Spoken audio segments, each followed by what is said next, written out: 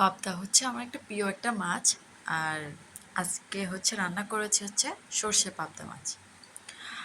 তো প্রথমে হচ্ছে পাবদাগুলো হচ্ছে ভেজে নিব। আমি না ভেজেও রান্না করতে আমার খুব ভালো লাগে, বাট হচ্ছে আমার ছোট ভাই ভাজা ছাড়া মাছ খায় না। তাই এই জন্য হলুদ লবণ দিয়ে ভালো করে মেখে পাবদা মাছগুলো ভেজে নিব। বেশি কড়া করেও ভাজবো না, আর একদম বেশি না, মানে রান্না করার জন্য যেভাবে মাছ ভাজি করে ঠিক সেভাবে ভাজি করে নিব। এই তো এই পাবদাগুলোতে না ডিমও হয়েছিল জানেন।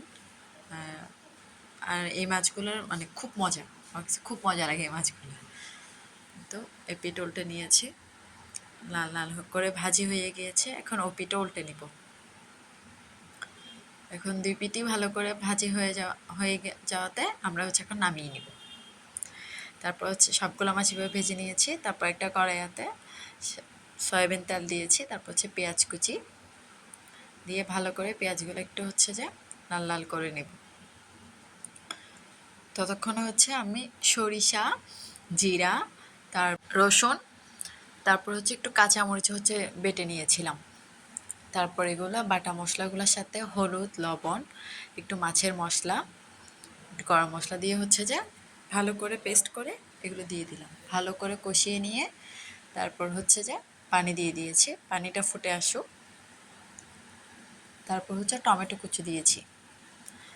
ভালো করে নাড়াচাড়া করে এবার হচ্ছে একটু ঢাকনা দিয়ে দিব 5 মিনিটের মতো। 5 মিনিট পর এই তো ঝোলটা অনেকটা টকবক করে ফুটে এসেছে।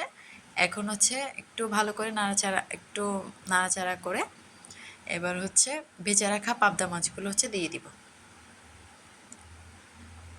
আস্তে আস্তে করে সবগুলো দিয়ে দিব।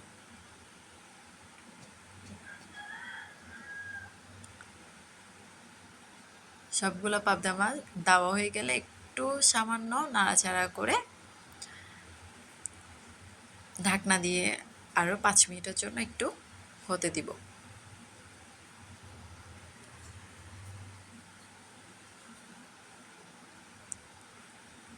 এই তো 5 মিনিট পর ঢাকনা খুলে দেখেছি অনেক, মানে এখন একদম টকবক করে ফুটে এসেছে, ঝোলটা অনেকটা কমে এসেছে। আর একটু শুকিয়ে হচ্ছে নামিয়ে নিলাম। এই তো আজকে আর হয়ে গেল সর্ষে পাবদা।